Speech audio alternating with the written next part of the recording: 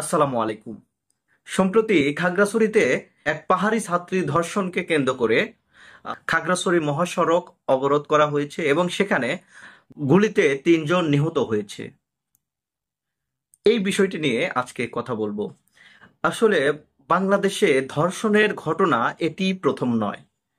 দীর্ঘদিন যাবৎ এই ধর্ষণের ঘটনাকে কেন্দ্র করে একটা করে ঘটনা ঘটে আর বিভিন্ন মহল থেকে প্রতিবাদ হয়, কিন্তু এর বিচার হবে হবে করে আর হয় না।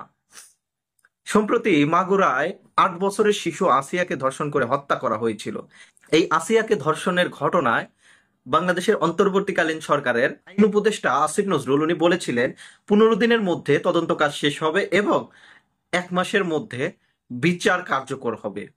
কিন্তু পরবর্তীতে দেখা গেছে ৬ মাস যাওয়ার পরেও সেই বিচার এখনো হয়নি।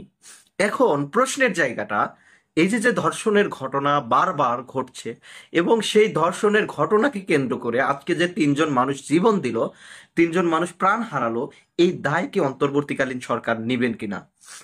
আমরা বাংলাদেশে নারীদের একটা স্বাধীনভাবে চলাচলের মতো একটা পরিবেশ চাই। সেখানে কাউকে এভাবে ধর্ষিত হতে হবে না।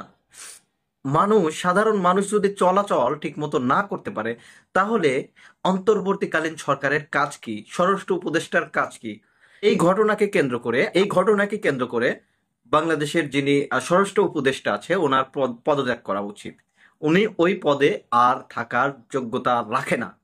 অপরদিকে আপনারা দেখেন, এই যে যে পাহাড়ি এলাকায় যে ঘটনাটি বা সংঘর্ষ ঘটলো, এটার মাধ্যমে বাংলাদেশ অস্থিতিশীল হচ্ছে এবং এমন একটা সময়ে এই ঘটনাটি ঘটেছে যখন আমাদের প্রধান উপদেষ্টা ডক্টর মোহাম্মদ ইউনূস উনি বিশ্ব দরবারে জাতিসংঘে ভাষণ দিচ্ছেন এবং সেখানে তাকে বিভিন্ন সাংবাদিকরা প্রশ্ন করছে এবং মির্জা ফখরুল ইসলাম আলমগীর, আব্দুল্লাহ মোহাম্মদ তাহের, আক্তার হোসেন সহ বিভিন্ন দলের নেতাকর্মীরাও সেখানে গিয়েছে এবং এর মাধ্যমে বহির্বিশ্বকে বাংলাদেশ স্টেবল আছে এরকম একটা বার্তা দেওয়ার জন্য তাদেরকে নিয়ে যাওয়া হয়েছে এবং খুব সাকসেসফুলি সেটা দিতে পেরেছে।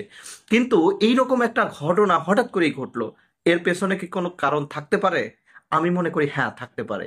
অবশ্যই কোনো কারণ থাকতে পারে। যেমন, এতদিন তো এই ঘটনাটি ঘটেনি বা ধর্ষণের ঘটনা আমরা বেশ, আসিয়া ধর্ষণের পরে আমরা ধর্ষণের ঘটনা শুনিনি, কিন্তু হঠাৎ করে এরকম একটা ঘটনা ঘটলো এবং সেটা সারা বাংলাদেশ ব্যাপী ছড়ায় পড়লো। বিশেষ করে খাগড়াছড়িতে যে আন্দোলন হলো সেখানে ৩ জন মারা গেল। এই যে যে ৩ জন মারা গেল, তাদের যে হত্যা করা হলো গুলি করে, এই যে যে প্রশাসনের মধ্যে যে আওয়ামী লীগের পান্ডারা বিভিন্নভাবে আছে, এ থেকেই প্রমাণিত হয়। এইভাবে যদি কোনোভাবে হত্যাকাণ্ডটা ঘটিয়ে সারা বিশ্বব্যাপী ধর্ষণের ঘটনাটাকে হাইলাইট করা যায়, তাহলেই আমাদের অন্তর্বর্তীকালীন সরকারের প্রধান ডক্টর মোহাম্মদ ইউনূসকে এইভাবে নতুন করে বিতর্কের মধ্যে ফেলা যায়। এমনিতেই বা আমাদের পার্শ্ববর্তী রাষ্ট্র ভারত সহ বিভিন্ন রাষ্ট্র আমাদের পিছনে লেগে আছে।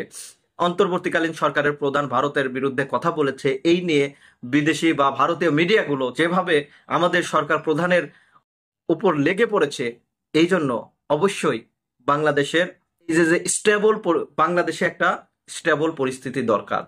ওদের দেখিয়ে দেওয়া উচিত যে বাংলাদেশ কখনোই বিশৃঙ্খল পরিস্থিতিতে নেই। দুর্গাপূজা চলছে, এই পূজার মধ্যেও দেখবেন অনেকেই অনেক ধরনের নাশকতা করার চেষ্টা করবে এবং অন্তর্বর্তীকালীন সরকার এবং আমাদের যে স্বরাষ্ট্র উপদেষ্টা তার একটু কঠোর হওয়া উচিত।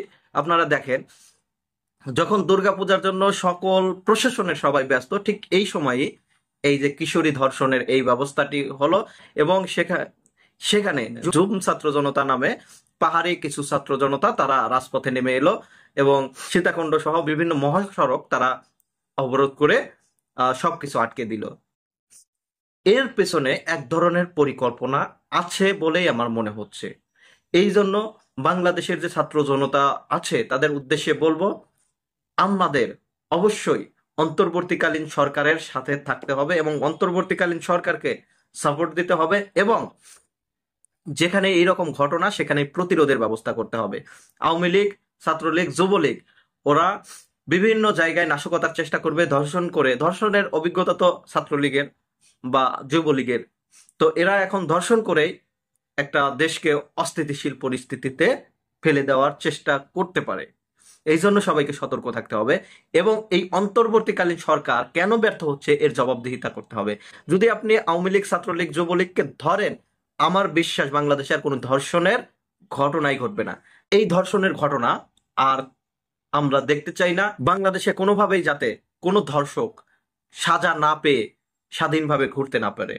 অবশ্যই অন্তর্বর্তীকালীন সরকারকে তদন্ত চালাতে হবে, কারা এই ঘটনা ঘটিয়েছে সেটার ব্যবস্থা নিতে হবে এবং প্রয়োজন হলে আমরা ছাত্র জনতা এটাতে সহযোগিতা করব। সংগ্রামী সাথী ও বন্ধুগণ, ছাত্র জনতার উদ্দেশ্যে বলতে চাই, আবু সাইদ, মুগ্ধ, ওয়াসিমরা যে আত্মত্যাগ করে গেছে, সেই আত্মত্যাগ বৃথা যেতে দেওয়া যাবে না।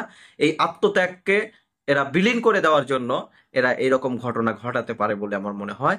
এই জন্য অবশ্যই আমাদের প্রস্তুত থাকতে হবে। যেখানেই অন্যায় হবে, চাঁদাবাজি হবে, ধর্ষণ হবে, সব জায়গায় প্রতিরোধ করতে হবে। বাংলাদেশের প্রত্যেকটা মানুষ এক একটা প্রতিরোধ দুর্গ হতে হবে। সবাই ভালো থাকবেন। আসসালামু আলাইকুম।